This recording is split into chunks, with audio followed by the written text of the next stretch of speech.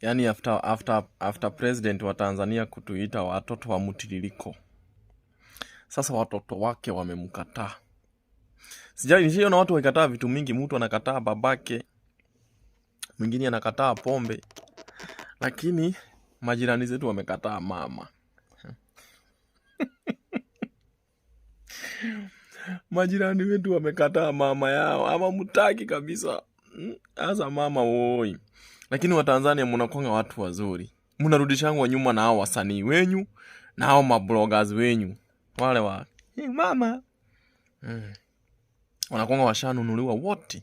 Wanawarudisha nyuma kama inchi. Kazi ni kushinda huko nalia. Na mapenzi za kijinga zenye mnakuwa mmejiekelea. Nchi yenu ni mzuri, lakini mmenifurahisha. Mmetokea.